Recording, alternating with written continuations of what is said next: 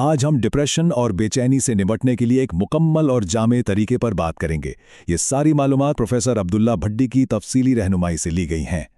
तो आज की इस गुफ्तगू में हम देखेंगे कि जदीद दौर की ये ज़हनी परेशानी आखिर है क्या, और फिर इसके हल के लिए 4 अलग अलग तरीकों पर गौर करेंगे, और आखिर में देखेंगे कि एक खुशगवार और बहालशुदा ज़िंदगी कैसी हो सकती है। चलें तो शुरू करते हैं। सबसे पहले ये समझने की कोशिश करते हैं कि ये मसला कितना बड़ा है और इसकी अलामात क्या हैं, जैसा कि हमें माखिज़ में बताया गया है। देखिए, माखिज़ इस बात पर बहुत जोर देता है कि ये कोई छोटा या मामूली मसला नहीं है। ये एक बहुत ही आम हालत है जो हर तबके के लोगों को मुतासिर कर रही है, और अक्सर लोग इसे गलती से कोई रूहानी बीमारी समझ लेते हैं। अच्छा, तो इसकी अलामात का ताल्लुक दिमागी केमिकल्स जैसे सेरोटोनिन और डोपामीन के अदम तवाज़ुन से है, और ये अदम तवाज़ुन अक्सर लंबे अरसे तक के ज़हनी दबाव, मायूसी या बाज़ औक़ात पुरानी रूहानी बीमारियों की वजह से भी पैदा हो जाता है। तो अब चलें हल के पहले मरहले की तरफ बढ़ते हैं, जिसमें कुछ बहुत ही सादा लेकिन इंतहाई ताकतवर तब्दीलियां शामिल हैं जो कोई भी अपने माहौल में ला सकता है। तो यहाँ सबसे अहम नुक्ता ये है कि माहौल की तब्दीली यानी चेंज ऑफ सीनरी मनफी सोचों के इस चक्कर को तोड़ने के लिए पहला और सबसे ज़रूरी कदम है। आगे बढ़ते हैं।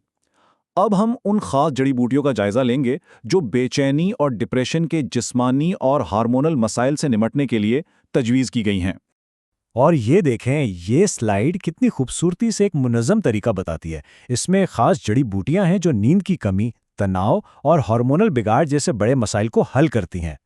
जड़ी बूटियों के साथ साथ जहन को मजबूत बनाने और सोचने समझने की सलाहियत को बेहतर करने के लिए ये एक सादा सा ग़िज़ाई टोटका की बताया गया है।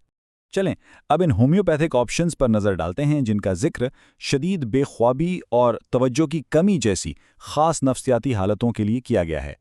ये इलाज बहुत ही मखसूस मसाइल के लिए हैं, जैसे इम्तिहान के दौरान तलबा की मदद करने से लेकर बेचैनी की वजह से पैदा होने वाले जिस्मानी खिंचाव को पुरसुकून करने तक। यहाँ जो बात पैसिफ्लोरा क्यू के बारे में कही गई है वो वाकई बहुत दिलचस्प है। इसे नींद के लिए एक ताकतवर और फौरी असर करने वाली दवा के तौर पर पेश किया गया है। अब हम उस जामा इलाज के रूहानी सुकून की तरफ आते हैं, जिसमें उन इबादत पर तवज्जो दी गई है जिनसे सुकून मिलता है और जिस्म में खुशी के हार्मोन्स पैदा होते हैं। इन तस्बीहात के लिए एक खास तादाद यानी 500 मुकर्रर की गई है। इससे एक रूहानी अमल रोज़मर्रा की एक काबिल अमल आदत बन जाता है। ये वो अमाल हैं जो मनफी सोचों का मुकाबला करने और अंदरूनी सुकून हासिल करने का एक जरिया है, एक ऐसा सुकून जो शायद सिर्फ दवा से ना मिल सके। तो इन तमाम मुख्तलिफ तरीकों को एक साथ अपनाने का ख़त्मी नतीजा क्या है?